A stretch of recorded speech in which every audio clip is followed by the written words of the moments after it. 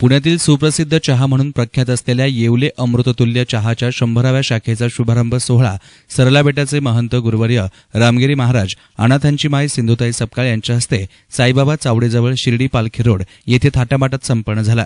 यावेळी उपस्थित मान्यवरांसह साईभक्त आणि नागरिकांनी चहाचा आस्वाद घेत खरोखरच चहा एकच नंबर असल्याची प्रशंसा केली।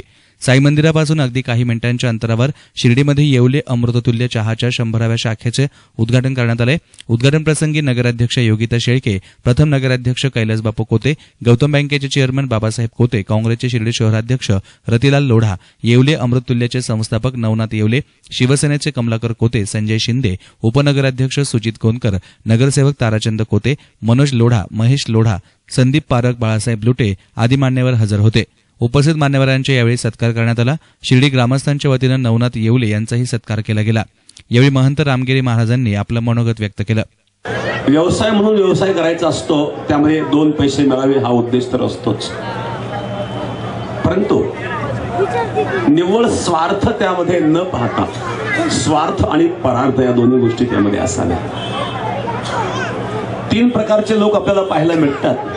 काही निव्वळ स्वार्थी असतात, काही निव्वळ परार्थी असतात, तर काही स्वार्थी परार्थी असतात। निव्वळ स्वार्थी लोक असतात हे स्वतःच्या उपयोगाचे आणि जगाच्या उपयोगाचे। काही लोक खूपच स्वार्थी, चमडी जाय लेकिन दमडी न जाय, तुपात मासे पडले चगळून फेकतात, तशी फेकून तुप वाया जाईल। कितीही स्वार्थ असावा, किती लोभ असावा। एका माणसाने एका सुपारीला छिद्र पाडलं, दोरा वावला, गाठ मारली आणि ती सुपारी टांगून ठेवली। ज्याचं जेवण झालं त्याने सुपारी जवळ जावं, सुपारी चघळायची, पुढे घालायची। किती दिवस सुपारी पुरेल? मग काय डोकं लावते नाही, सुपारी खायचं कामही बघ, खर्चही वाचतो। तर अनाथांची माय सिंधुताई सपकाळ यांनीही या प्रसंगी येवले बंधूंनी अतिशय कष्टाने हा उद्योग उभा केलाय। गरिबीची जाण त्यांना असल्यानं त्यांनी रिकाम्या हातांना काम देण्याचं व्रत या माध्यमातून जोपासल्याचं म्हटलं। मला येवले चहाचा अभिमान का वाटतं?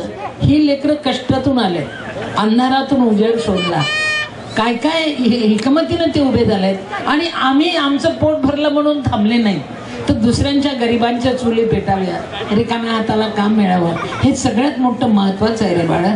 आजकाल तर प्रश्न पडतो बेटा की किसे अपना बनाओ कोई काबिल नहीं मिलता, पत्थर बहुत मिलते हैं लेकिन दिल नहीं मिलता। येवले चहा दिलदार लोकांचा आहे, दिलवाल्यांचा आहे, लोक नक्की प्या।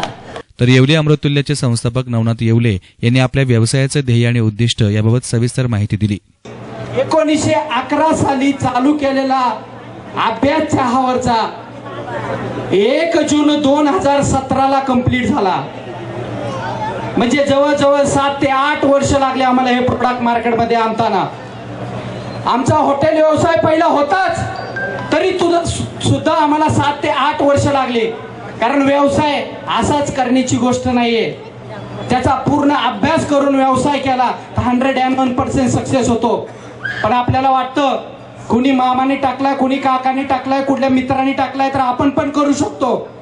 एवढी सोपी गोष्ट नाहीये, म्हणून व्यवसायाचा अभ्यास करणं गरजेचं असतं आणि तोच व्यवसायाचा अभ्यास केला आणि 1 जून 2017ला एक मित्राचा भेळीचा स्टॉल भाड्याने घेतला आणि पुण्यामध्ये भारती विद्यापीठ मधून चहा विक्रीला आम्ही सुरुवात केली आणि तिथं 9 महिने स्टडी केला चहाच्या स्टॉलवरती की ग्राहकांना आमची क्वालिटी कशी वाटते, सर्व्हिस मध्ये आपल्याला काय इम्प्रूव्हमेंट केली पाहिजे, कामगारांचे ड्रेस कशा पद्धतीचे असले पाहिजेत आणि सगळ्या गोष्टी फायनल झाल्या। आणि 9 फेब्रुवारी 2018ला कॉर्पोरेट ब्रँडिंग लुक असलेला आउटलेट माईंच्या हस्तेच आमचं पुण्यामध्ये ओपनिंग झालं। आणि काय योगायोग बघा, आज आम्ही त्याच वेळेला ठरवलं होतं की एका वर्षात आम्हाला 100 आउटलेट करायचे आहेत आणि आमच्या एका वर्षामध्ये 100 आउटलेट झालेत आणि 100व्या शाखेचं उद्घाटन सुद्धा माईंच्याच हस्ते होतं।